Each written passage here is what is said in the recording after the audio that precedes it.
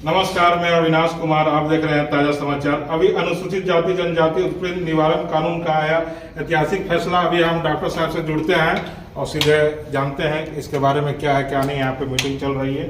ताजा समाचार में आपका बहुत बहुत स्वागत है सर। बहुत बहुत धन्यवाद। ताजा समाचार देखने वाले तमाम दर्शकों का मैं स्वागत करता हूं। और एक ऐतिहासिक फैसला आया जो 18 साल की लंबी यात्रा तय करके आया है, इसलिए बहुत ही महत्वपूर्ण है। ये जो मामला है अनुसूचित जाति उत्पीड़न निवारण का मामला है। और झारखंड में भवनाथपुर एक जगह है जिसे टाउनशिप भी कहते हैं। वहाँ एक माइंस का हॉस्पिटल है। वहाँ पर एक डॉक्टर थे, आज से 18 साल पहले की बात बता रहे हैं, अभी भी वहाँ पर हुआ है। उनका प्रमोशन भी हो गया डॉक्टर विजय तिशन का। उसमें डॉक्टर विजय तिशन विजय कुमार राम के नाम से हैं और उनको एक बंगला अलॉट होता है और उस बंगले को कोई अनुसूचित जाति का व्यक्ति अलॉट करा ले, उसमें रहने लगे, यही मसला था। और उस समय के वर्तमान एमएलए जो भानु प्रताप शाही थे, उन्होंने उनको धमकाया, घर पे बुला के डराया और फिर अपने गुर्गों को भेज करके यानी अपने गुंडों को भेज करके वो बंगला से सारा सामान उनका निकाल करके फेंक दिया और अपना ताला मार दिया। और उनको कई प्रकार की गालियां दी, जाति सूचक गालियां दी और उनको कई प्रकार से उनको डरा करके उनके स्वाभिमान को ठेस पहुंचाई। तो ये मसला वहां से प्रारंभ हुआ था।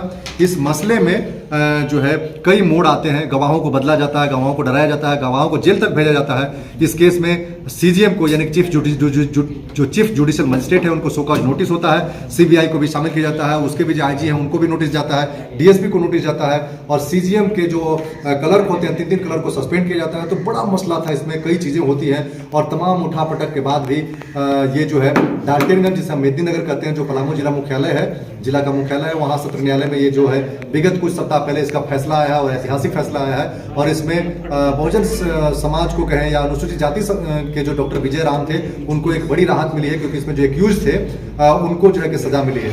आंशिक रूप से ही सही, यानी आधा अधूरा ही न्याय सही, लेकिन ये बड़ा न्याय ऐतिहासिक रहा, क्योंकि इसमें जो मेन एक्यूज थे, जो मेन उत्पीड़न करने वाला व्यक्ति था, जिन पे आरोप था भानु प्रताप शाही पर, वो रसूखदार व्यक्ति थे, वो स्वास्थ्य मंत्री रहे हैं, एमएलए रहे थे, उनके पिता इसमें जो है कि स्वास्थ्य मंत्री रहे हैं। तो इतना रसूख के बावजूद भी उनको शुरुआती दौर में 2 महीने का जेल खटना पड़ा था। इन तमाम चीजों के बावजूद भी वो बरी हो गए, क्योंकि जिन गवाहों पर भरोसा था या जिन गवाहों को खड़ा किया गया था, यानी कि जो गवाह थे वो होस्टाइल हो गए, भाग गए, पैसे से खरीद लिए गए। तो ये सब कुछ होता रहता है। आप सब जानते हैं कि न्याय की क्या प्रक्रिया है। 18 साल तक कोई भी न्याय 18 साल लंबे सफर को तय करेगा तो उसमें कई चीजें हो जाएंगी। गवाह बिक जाएंगे, गवाह मर जाएंगे, गवाह डर जाएंगे, गवाह खरीदे जाएंगे, गवाह बेचे जाएंगे, ये सब कुछ हो सकता है। तो इसलिए ये केस 18 साल के लंबे दौर के बाद ये केस पहुंचा है यहाँ पर और न्याय मिली है। तो इसमें बहुजन समाज के लोगों को, खास करके अनुसूचित जाति अनुसूचित जनजाति के लोगों को बड़ी राहत मिली है। और हमारा विशेष करके स्वाभिमान हमारा जगह है, हमें न्याय मिला है, न्यायालय पे भरोसा हुआ है, संविधान पे भरोसा हुआ है, कानून पर भरोसा हुआ है और हमारा भरोसा बरकरार रहेगा। हम अपने जीवन में कोई भी